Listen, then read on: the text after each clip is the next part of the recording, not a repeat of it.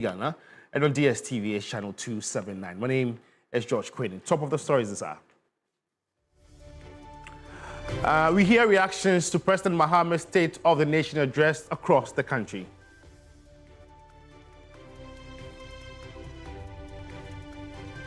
And government justifies the reduction of cocoa producer price, saying the move is a better alternative.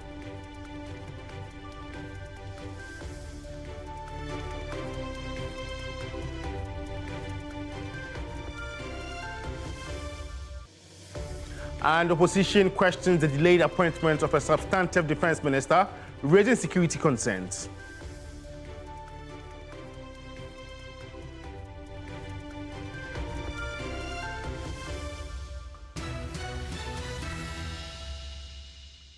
My name is George Quinn. We have details of these and many more coming up in the next 60 minutes if you spend your time with me. You can also get interactive with us. We're live on Facebook. It's TV3 Ghana. Let's begin with security, where the minority in Parliament has consistently mounted pressure on President John Dramani Mahama to appoint a substantive defense minister. The latest to join the call is a former government spokesperson on governance and security, Dr. Paul Grave Dankwa, who has also questioned the delay and raised security concerns. He spoke on Ghana Tonight last night. I want to ask the president, what information is he aware of that the entire Ghanaian people are not aware of that is preventing him from appointing a substantive minister for defense? It's so troubling. It exposes us to a lot of risk, and the indicators are so clear and so wide. I think that sometime all throughout 2025, I brought out a data of the level of incidents that have happened and occurred and triggers that have occurred across the length and breadth of the country. Dotted incidents across the length of the breadth of the country, from Greater Accra to Ashanti region to Bono to Northern region to Upper East to Upper West. Dotted incidents all across board. And I mean, look at it.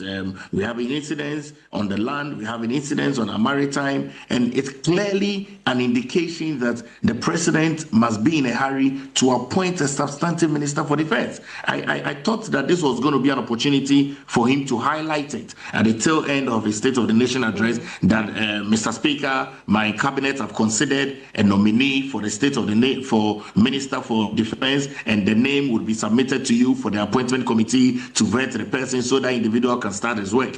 I'm still in awe that the president has still not appointed and given us a name. But you see, there are a few things that we must be able to advise the government, and I would like to put that out very clearly. Kimani, where we find ourselves, and especially with the countries that are bordered to us, it is important that we take our security and intelligence gathering very, very seriously. There is no way we can be able to combat the threats of terrorism if we do not take our security and intelligence gathering seriously. It's also important that in taking our security very seriously, we also look at the risk that is involved in terms of the livelihood risk and also enforcement gap. There's a lot of enforcement gap that we are receiving some signals from, and intelligence must be a priority. Okay, there are a lot of escalating risks that we keep picking up from our neighboring countries. There are high levels of some arsenals that are coming in, and I'm very certain that these are issues that a president should be aware of. If you look at all the issues that have happened from our traders, you look at escalating food insecurity that is coming up, you look at illegal mining and the threats to our ecosystem, you rate in all of those incidents. And I mean, I think that, look, this could have been a very nice State of the Nation address to have ended it with the president saying, look, it takes 9 months for you to have 1 year in prison. In the security sector, a vacuum of almost 7 months is long overdue. The president did mention that Ghana is going to be 69 years. Are we going to be celebrating independence anniversary without a substantive minister for defense? Well, let's still stay on this security matter and connect via Zoom with Richard Kumado, who is a security and fraud analyst. Thank you so much, Richard, for your time. And before we delve into the call for a substantive defense minister, let's begin with the State of the Nation address, which was delivered yesterday by the president. How do you react to the president's State of the Nation address as regards security? I think the State of the Nation address, as was narrated by your colleague Judith Brown yesterday, is a system of accountability. So every year you use the parliament platform to tell Ghanaians what you have achieved as a government or as a president and what you intended to do. But with specific areas to security, I must say that our country is evolving, population is growing. There has been expansions between the rural communities and the urban communities. So it is just proper that we also expand the physical structures of the security management centers. And in that regard, what the president said was that there's going to be a military barracks at Ejukuma to take care of Cape Coast, and that of Dambai to take care of the Oti region. Considering the fact that we have Accra, Ho, Kumasi, Sunyani, Takrady, and Tamale, and we also have FOB. FOB is a helipad of a forward operating military base, not as big as the usual ones. We have one in Boku, and government announces that we are going to have one within the Upper West region. I think in terms of military infrastructure, we have actually covered the country if the Jokuma and the Dambai one comes in public. What is also important when I was happy there hearing him was when he talked about retooling the BNI and the immigration. These two institutions are key national security institutions that performs unique functions within the structure. And the BNI in particular would need government support in specific areas. So I was happy to hear that. Then, of course, he commended the IGP, who everybody can attest to the fact that ever since he became an IGP, Christianborg has motivated his men, create some level of ambience that security leadership will be seen. And the combined effort of the CID block and the IGP block has given us tremendous results, and we can attest to that. So overall, this is what he has done, and I want to believe that once the key areas come into being, we will be fine. Of the nation address, if you want to put maybe a value or rate to it, on a scale of 1 to 10, how would you rate the security, and what's your own assessment of the state of security in Ghana? No, I have always maintained that security risk assessment and vulnerability management is a continuous process. And if you understand how our national security decisions are made and the structure we follow, it makes life easier for everybody, unless you have a misconception or misunderstanding about it. So let me take you through it within the shortest possible time. Sure. You see, today there has been an argument about appointing a Minister of Defense. Yeah. Do you know that the #1 military officer in this country is the Chief of Defense Staff? At the Chief of Defense Staff office, you have Air Force, you have Navy, you have Army, their lieutenants helping him in that regard. When they need political governance in that regard, or they need politicians, the staff officer or the executive secretary in the office of the Chief of Defense Staff will write to the Ministry of Defense, and Ministry of Defense will write to the Chief of Staff in the office of the President. When they are responding to the letter, it comes through the same way. The only time the military needs political representation is when they are doing they are performing their statutory outreach programs.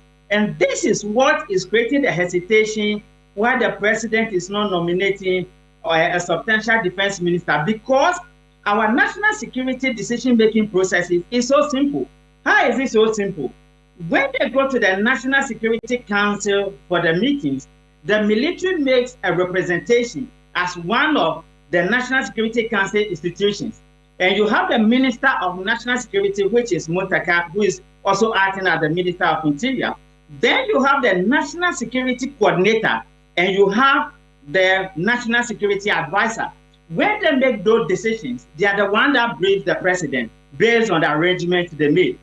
Then you also have what we call the Joint Intelligence Committee meetings. And this is where all the intelligence units within the security agencies meet to take security governance decisions.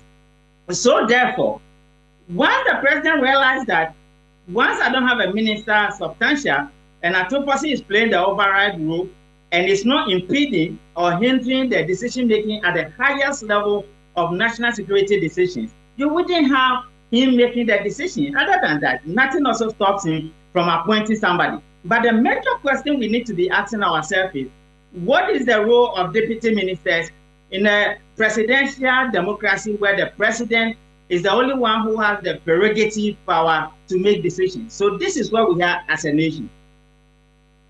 So how do you also respond to calls by the minority and now Dr. Paul Grieve-Boakye-Dankwa for the immediate appointment of a substantive defense minister?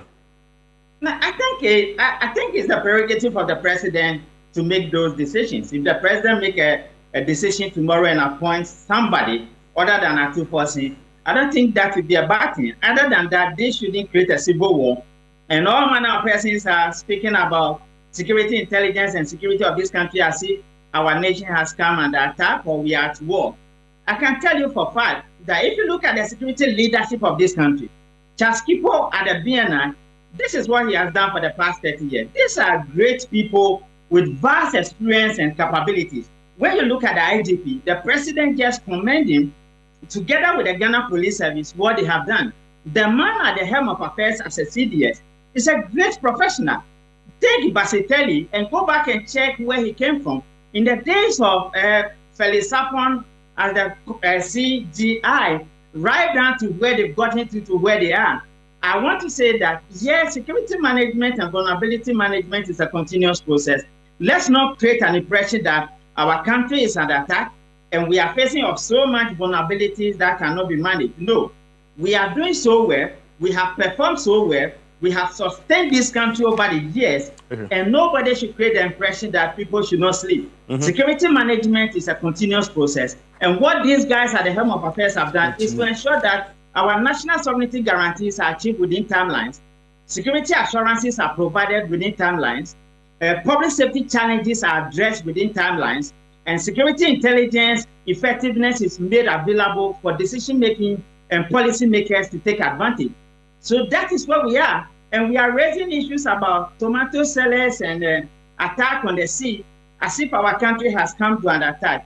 My brother, do you remember that in the year 2022, when Burkina Faso was spoken about in a manner that they do not like, it wasn't the Minister of Defense that led the delegation to Burkina Faso. It was Kandapa, who was then the Minister of National Security. So we need to remind ourselves and know that security is a sacred and a holy ground.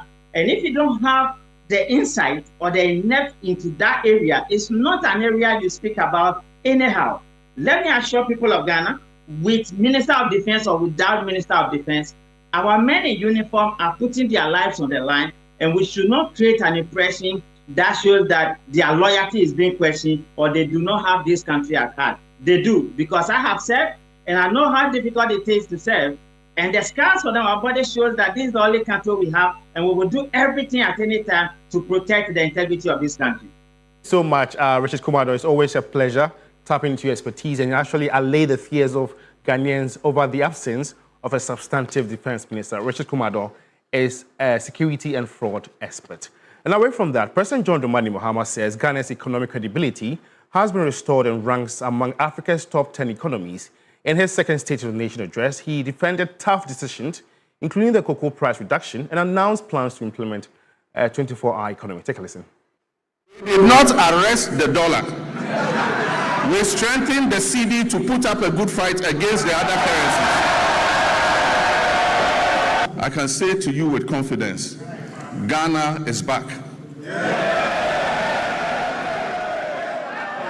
Ghana is working again.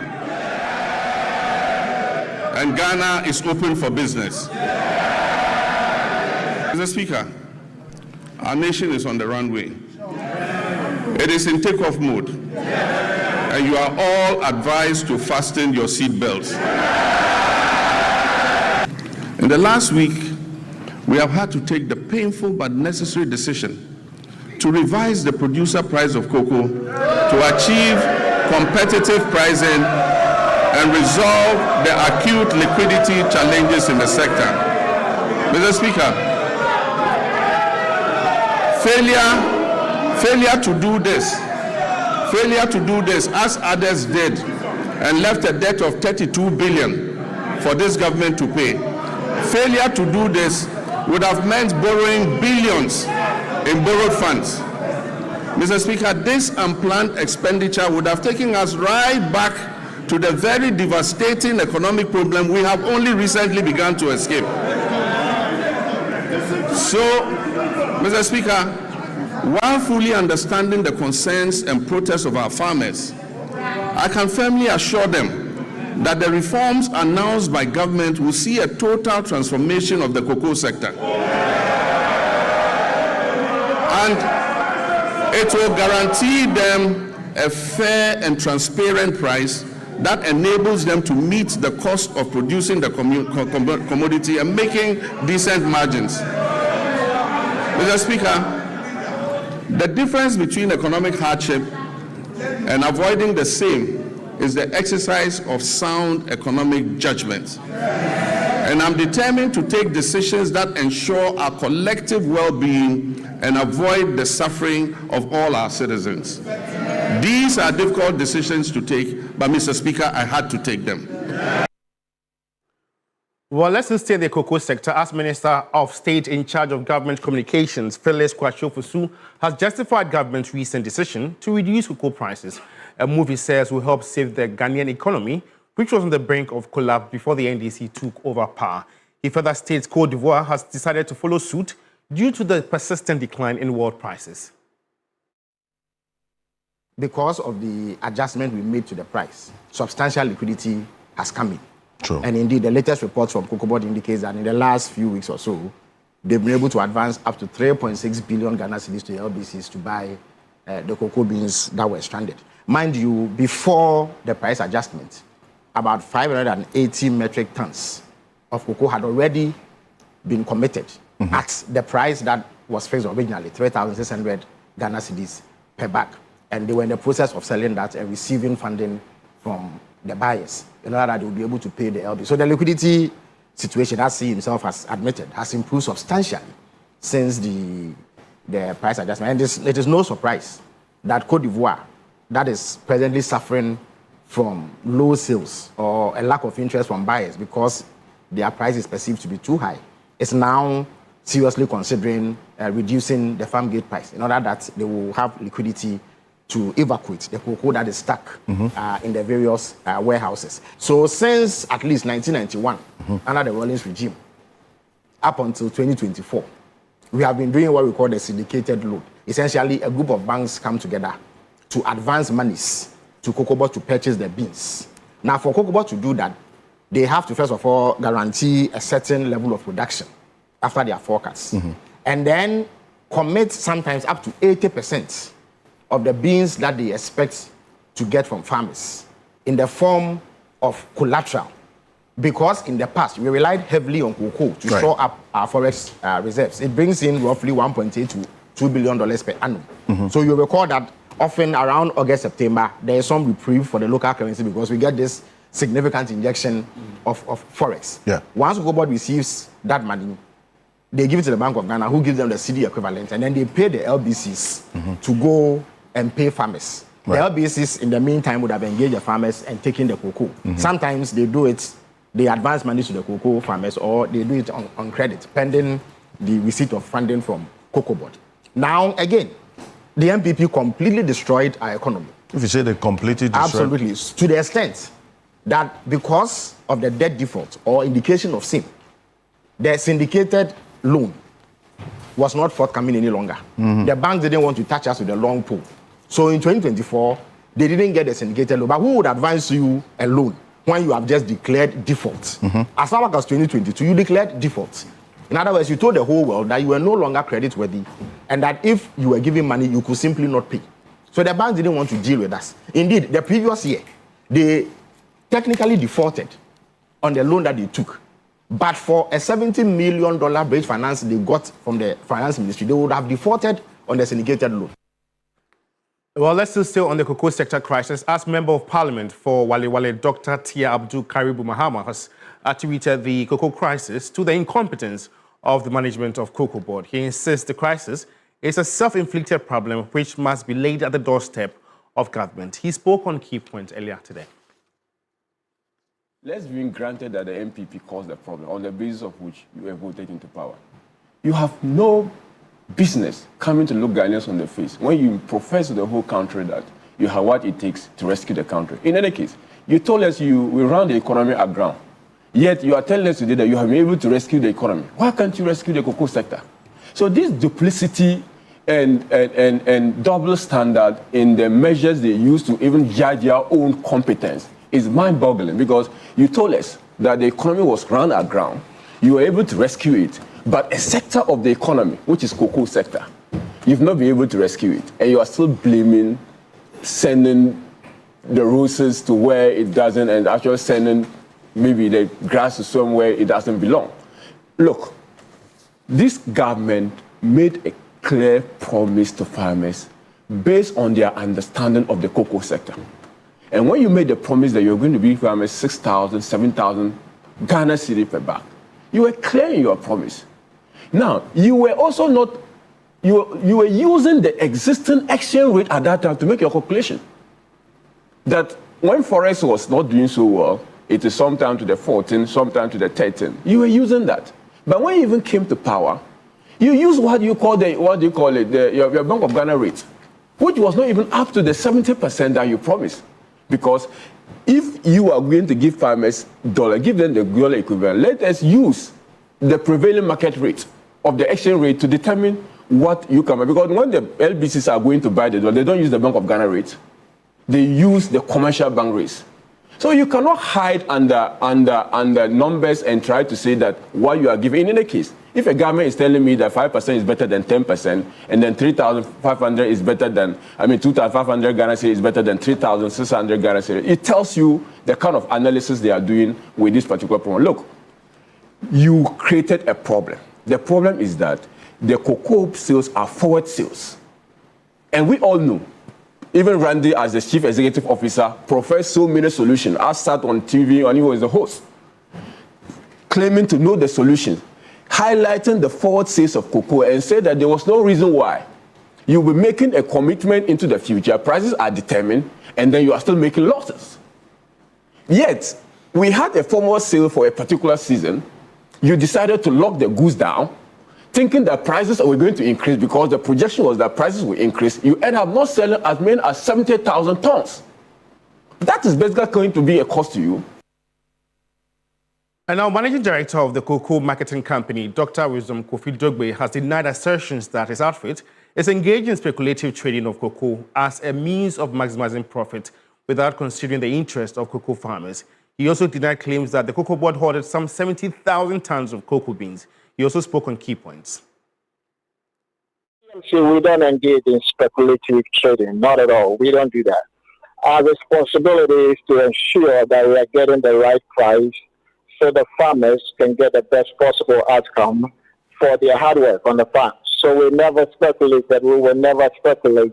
And at the time, we did not receive that cocoa into our warehouse either. Again, it's unfortunate that there will be anyone that would allege that we were sitting on the cocoa waiting for a better price. No, that is definitely not the case. We have communicated out there that our forecast is 650,000 metric tons of cocoa for this crop season. And then when the minister announced the new producer price, at the time we had received 580,000 and sold 530,000 out of that. So I think it's a simple arithmetic. Folks are trying to do the calculation, what is left to be sold. And the difference between that 650,000 and 580,000 is that 70,000. Again, people also buy cocoa on a forward basis. Before they buy the cocoa, they look at the price. They look at what is going on the global stage. And what was going on at the time, folks can see that demand was going down. Prices were declining as well. And that is the reason why there was no demand at the time for that 70,000. But we never start down on the cocoa. We will never do that. CMC doesn't speculate at all. Well, away from the cocoa sector crisis, the Minister for Education and Member of Parliament for Tamale South, Haruna Idrisu, has described the 2026 State of the Nation address as one based on evidence. He also says inroads have been made regarding the education sector. Take a listen.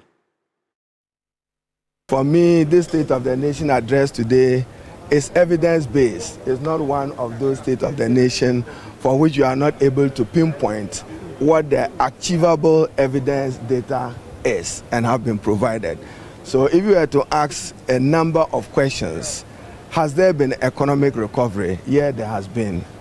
Inflation is on the decline, debt is on the decline from the unsustainable level And I see the politics of cocoa coming up very strongly, justifiably so, because one of our main exports and one of our main foreign exchange earners and one of our major employers.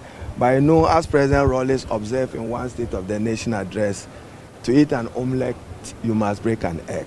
Enormous improvement in the provision of education. And for me, what's significant today, as I listen to President Mahama, is to accept that we need to realign our investment and spending in education, move away from tertiary, secondary education investment to basic education, because that's where foundational learning is strengthened. So you had the president pure and clear everywhere in the world: to succeed is to invest more in basic education. You cannot be spending 61% of your GET fund on free senior high school and secondary education and spend less than 10% or just 10% into basic education. Now the president announced a number of technical and vocational educational institutions that will be launched: Dambai in the Oti region, Techima in the Bunu region, and Damongu.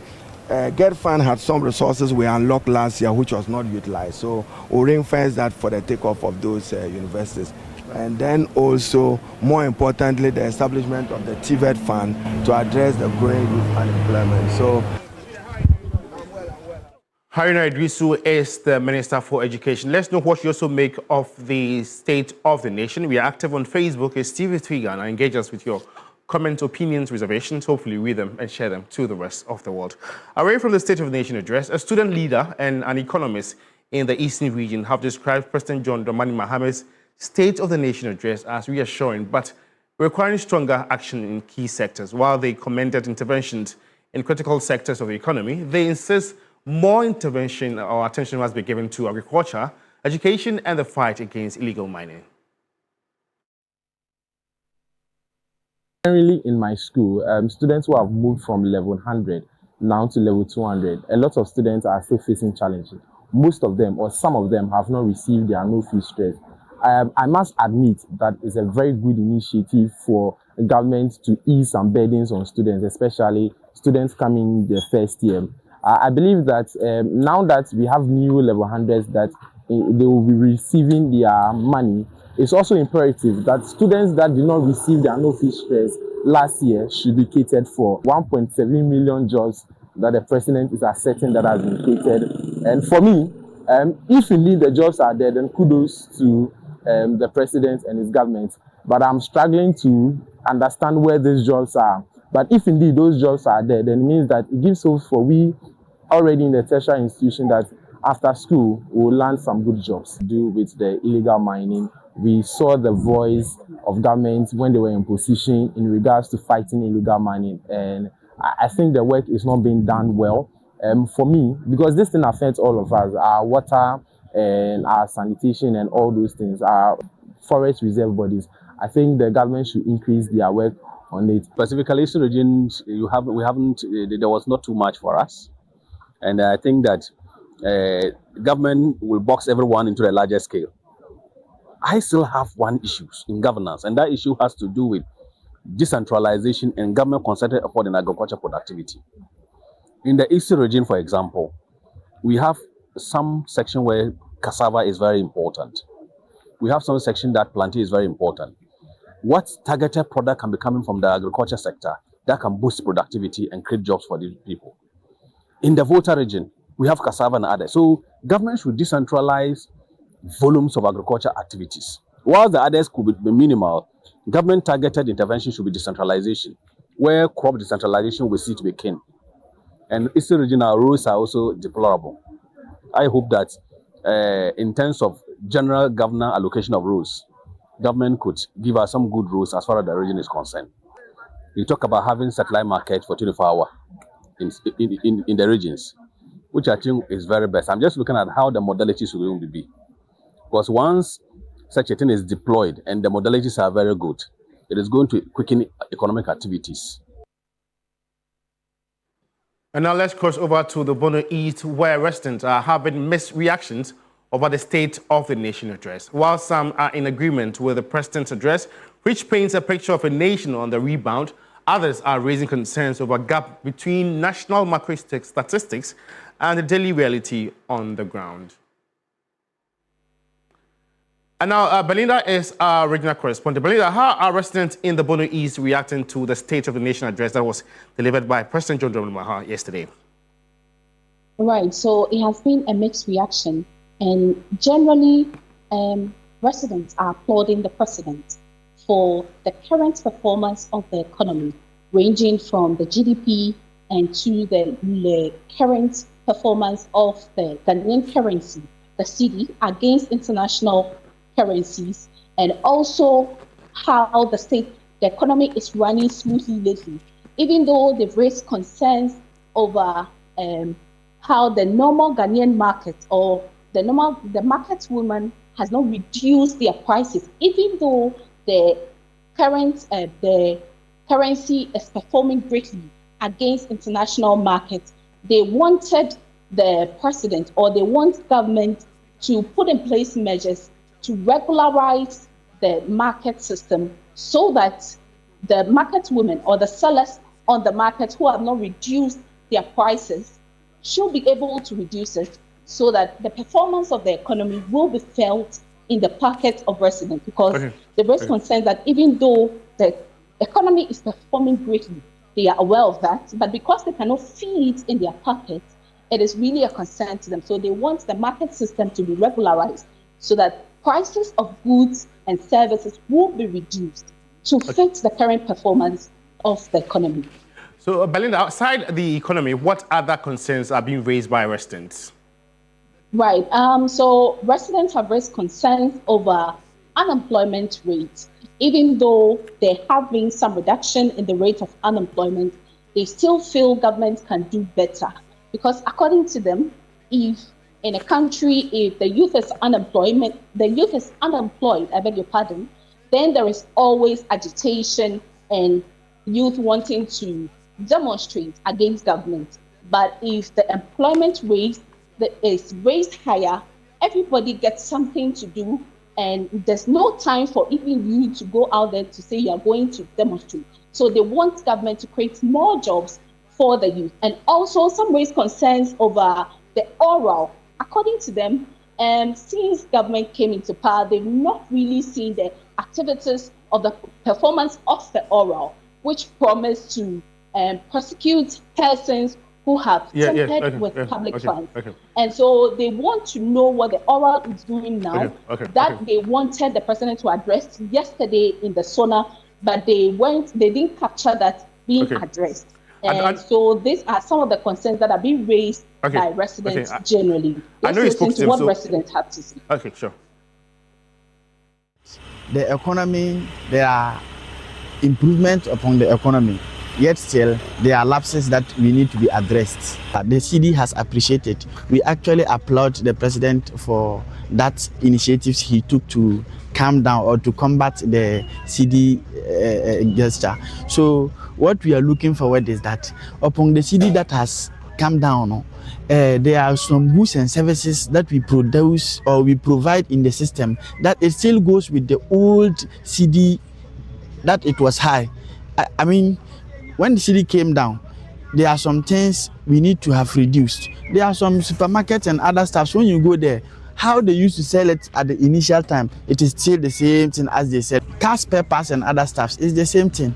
So we don't actually see the impact of the cedi upon our economy.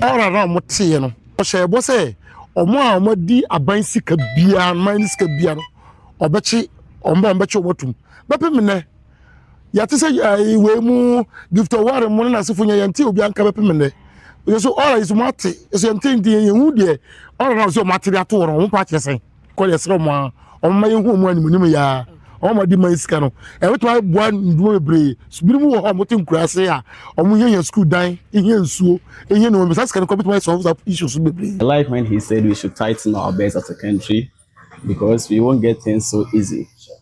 So as a nation, I think that is the best thing everyone has to do.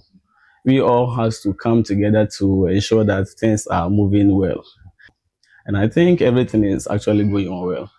Yesterday I saw, it was a flash that I saw a minority holding a lot of cocoa and other stuffs.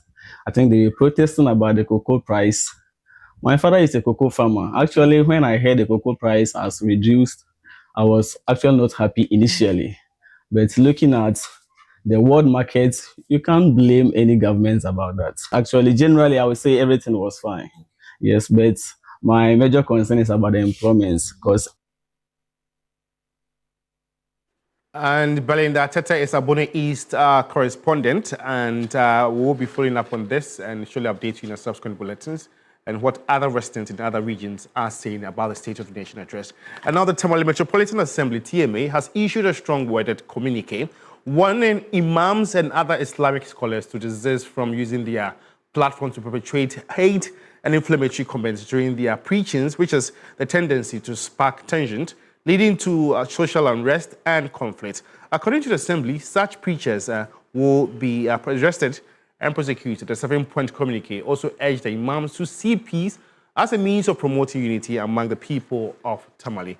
Over 90% of the population of Tamale are Muslims, according to the 2021 Population and Housing Census. Now, let's touch base with our regional correspondent, and that's Christopher Marco, for more on this very meeting. Christopher, thanks so much for your time. What has necessitated this call by the Metro Assembly?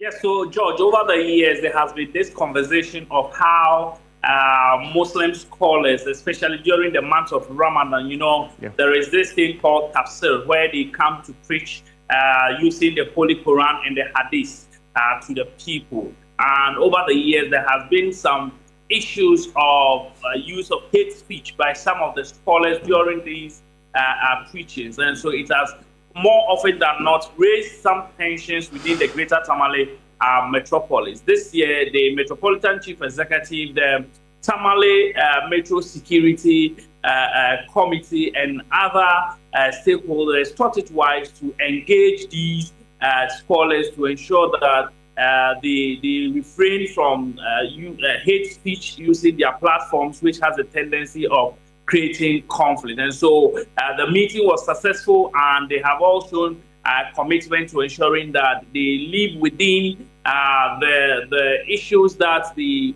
stakeholders have agreed upon by, first of all, refraining from the use of defamatory language during their preachings, and also urge them to live in peace with each other. The Metropolitan Chief Executive has actually been issuing a stern caution to those who flout these directives, and that the law will take its course on them. Let's take a listen to what he's been saying.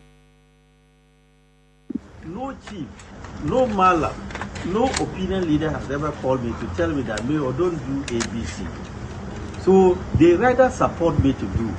And that motivated me to call this meeting, because I know whatever I say here, the chiefs, the imams, the opinion leaders, the security are going to support me to execute it. That is why we are here today.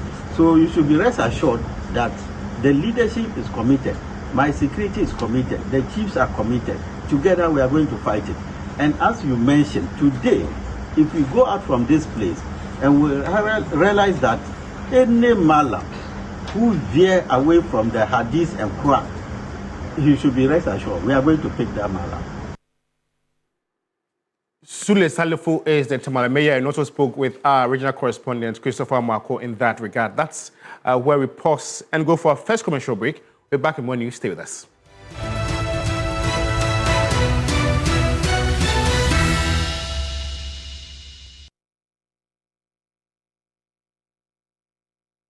He knows acrobato.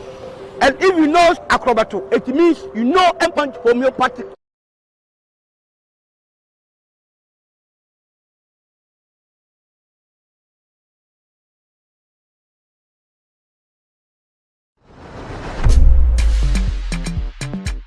It's that time of the year when Media General transforms into Ghana's cultural hub, and this year we're taking it to another level. Our Ghana village is bigger and better. So much to experience, eat, drink, buy, do and learn every single day. And there's more. The Ghana Month Expedition offers 3 nights and 4 days of pure, unforgettable fun touring the best part of the Eastern, Ashanti and Central regions from the 19th to the 22nd of March. And on the 28th March, all roads lead to the Legon City Mall for your favorite food event, the 3FM Gobe Festival. But that's not all. All throughout March, our screens and dials celebrate everything that makes us proud. Our shows, music, movies, festivals, history, traditions, and more. Welcome to a truly incomparable and totally immersive Ghana Month 2026.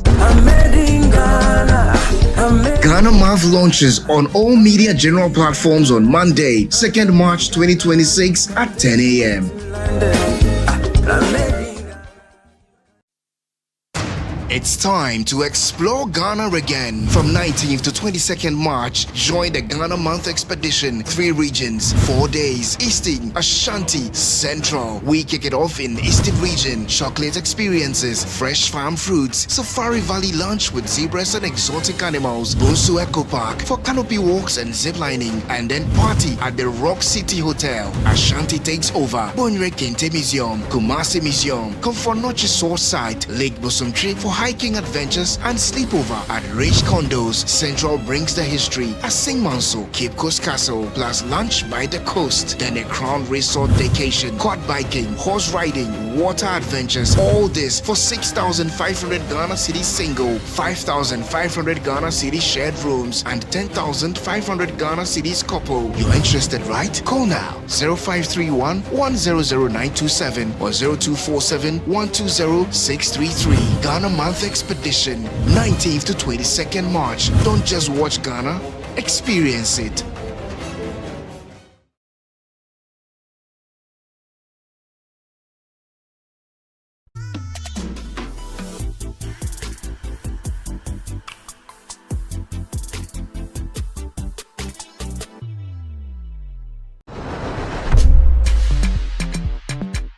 It's that time of the year when Media General transforms into Ghana's cultural hub, and this year we're taking it to another level. Our Ghana village is bigger and better. So much to experience, eat, drink, buy, do and learn every single day. And there's more. The Ghana Month Expedition offers 3 nights and 4 days of pure, unforgettable fun touring. The best part of the Eastern, Ashanti and Central regions from the 19th to the 22nd of March. And on the 28th March, all roads lead to the Legon City Mall for your favorite food event, the 3FM Gobe Festival. But that's not all. All throughout March, our screens and dials celebrate everything that makes us proud. Our shows, music, movies, festivals, history, traditions, and more. Welcome to a truly incomparable and totally immersive Ghana Month 2026. Ghana Month launches on all media general platforms on Monday, 2nd March 1948 Christianborg crossroad shooting. The historic event is widely regarded as a turning point in Ghana's struggle for independence. Evelyn Tingma reports.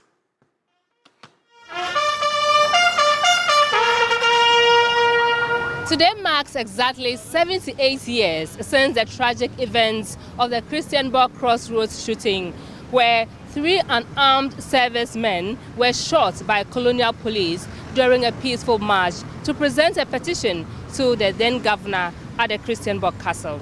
The fallen heroes, Sergeants Ajeti, Corporal Atipo, and Private Odate Lamte, were honored with a solemn wreath-laying ceremony at the historic crossroads here in Accra. The Vice President, Professor Nana Jane Opoku Ajiman, laid a wreath on behalf of the government and people of Ghana, followed by the Chief of Defense Staff, Lieutenant General Lijapong, on behalf of the Ghana Armed Forces and representatives of the Veterans Association of Ghana, traditional rulers, and family members of the departed heroes. Speakers described the sacrifice of the ex-servicemen as a defining moment that ignited national protests and strengthened the resolve to self-governance. The 1948 shooting sparked widespread unrest across the Gold Coast and accelerated political mobilization that eventually led to Ghana's independence in 1957 under leaders including Dr. Kwame Nkrumah. The importance of preserving democratic values and promoting national unity was also emphasized. Prayers for peace and national cohesion were said, and 2 minutes of silence was observed in honor of the fallen soldiers. The Veterans Association called on younger generation to remember the courage and patriotism of the 1948 heroes. Standing here at the historic Christianborg crossroads, The message from today's commemoration is clear. The sacrifices made 78 years ago remain a powerful reminder of Ghana's journey towards freedom and the responsibility of citizens to safeguard the nation's democracy. Evelyn Tinkma, TV3 News, Accra. Well, in more news this afternoon, the Eastern South Regional Police Command has arrested 38 suspected illegal miners for mining on a palm plantation at Natrong in the Brim North District of the Eastern Region. All suspects are currently in police custody, assisting with investigations. In a statement, the Eastern South Public Relations Officer, David Fianco Ochre, said the suspects will be arraigned before court on Monday, March 2, 2026. Among those arrested are 9 juveniles. 21 of the suspects are Ghanaians, while 17 are Burkina-based. Exhibits retrieved from them include water pumping machines and power plants. The police also destroyed their makeshift shelters and water hoses at the site. The fight against illegal mining continues to face challenges as the police and NAMOs intensify efforts to clamp down on the activities. And now concerns are mounting over what child rights advocates describe as growing interferences in cases involving crimes against children. Child Rights International has warned that influential individuals are increasingly obstructing due process, undermining justice and placing victims at risk. Crimes against children remain a major concern in Ghana, with child protection advocates repeatedly calling for stronger enforcement of existing laws. But today, Child Rights International has raised an alarm over what it says is a persistent practice of interference in such cases. The organization said some parents and influential figures are influencing how cases involving children are handled. According to the group, many of these cases are quietly settled outside the formal justice system. The report that we have received so far indicates that about 90% of the cases are largely influenced by these people, and it makes it very difficult for the matters laid before the court to be properly adjudicated on. Such actions, we believe, undermine the rights of children to protection, dignity, identity, and fair trial. According to UNICEF, the estimated total number of children who have been physically or emotionally abused stands at 3.4 million in Ghana. Child Rights International says some cases that get to the courts are repeatedly adjourned, discouraging families until they eventually abandon the pursuit of justice.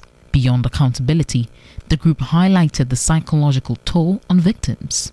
When abuse is left unaddressed or privately negotiated for, the psychological impact on children can be profound and long-lasting. So you realize that a lot of cases that go to the police do not even end up in the court, and those that end up in the court, they find ways and means to have influenced the parent, either not to attend court sittings, or the case is adjourned for a number of years, and when they get tired, they just decide to let the matter go. Child Rights International says it is prepared to monitor such cases and, where necessary, pursue legal action against individuals who attempt to obstruct justice. We have developed interest in tracking some of these cases, and where there need be, we will name and shame individuals regardless of their status, in tracking the due process that will bring closure. Where the circumstances require a legal action, Child Rights International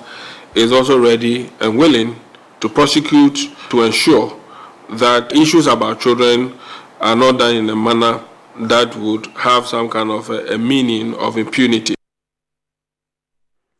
In today's digital age, an allegation can go viral in minutes long before investigators establish the fact. A recent case in Nigeria involving a rape claim that was later admitted to be false has reignited debate about the cost of misinformation. What would such a case mean for Ghana? Christianborg Chebe has been finding out. It starts with a post. Within hours, it trends. Names circulate. Judgments are made. In a recent case in Nigeria, a young woman publicly alleged she had been raped. The story spread rapidly across social media, drawing outrage and support. Weeks later, she admitted the allegation was false. I thought that something else happened, but the story of the rape is not true. Yes, I've been suicidal, and that's why I just wanted to end it all. I'm tired. I'm very tired. The confession came, but by then the damage had already been done. While the case happened outside Ghana, it raises an important question here at home. In an era where social media moves faster than investigations, what happens when an allegation turns out to be untrue? Private legal practitioner John Baptist Ayede outlines the legal consequences of making a false rape allegation in Ghana. It was a lady that she lied that someone raped her and then the person has been in custody for 6 years. And now she said her conscience is disturbing her. That's why she came, if we can do something for her. So there is a provision in respect of making statements that are false. Because when you make that statement, then before there is sent to court, they will call something is commissioned and becomes a statement under oath. So if you find out that the statement that you've made under oath is a lie, then you are liable for what we call perjury. A false allegation is an untrue or fabricated claim that someone has committed a crime. Once a name is linked to such an allegation online, the impact can be immediate. Jobs may be lost, relationships strained, mental health affected. Even if someone is cleared, reputational damage can be severe.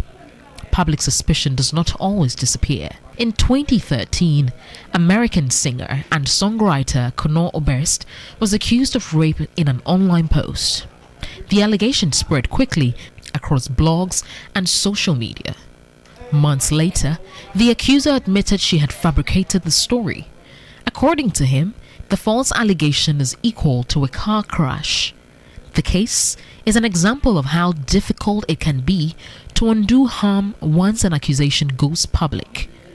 But Executive Director of Child's Right International, Bright Appiah, cautions against drawing the wrong conclusion. Clearly, we do not take such information for granted, and the law do not also play with it, especially where somebody comes in to say that I've been raped or defiled. The law is very strict on that. Before you even defend yourself, the law must also take its course before you can even defend yourself and say whether you are guilty or not. So it is not a space that we can toy with or we can just play with it. So it is the same thing that must happen to people who give false information. Many victims already fear stigma, disbelief, or retaliation. When a highly publicized false claim emerges, it can create doubt and make genuine victims even more hesitant to report abuse. That is what human rights activist Sheila Promotional described as a double harm: damage to the accused and damage to real victims who may now struggle even more to be believed. Definitely, I mean, if somebody makes a false allegation and is found out, another person who reports may also be looked at in a certain way, within that particular environment. So it does make it more difficult for genuine victims to report and to sustain the report that they've done, go through the whole investigation process, go through prosecution, etc. It clouds people's minds. The speed of social media has changed the landscape. A single post can trigger national outrage within minutes, and often the original accusation travels farther than the eventual correction. Legal experts and child protection advocates say the way forward lies in responsible reporting, careful investigations, and restraint from the public. This conversation is not about discrediting victims, it is just about the truth. Christabel Success-Trevor, TV3 News, Accra. Well, that's all time will allow us this very afternoon, and my producer has been Dennis Kwabri. Brenda Shandov has been my director. On behalf of the entire production team, we wish you a happy new month in advance as we close a chapter on February today. Thanks for watching. It's always a pleasure coming your way. Good afternoon.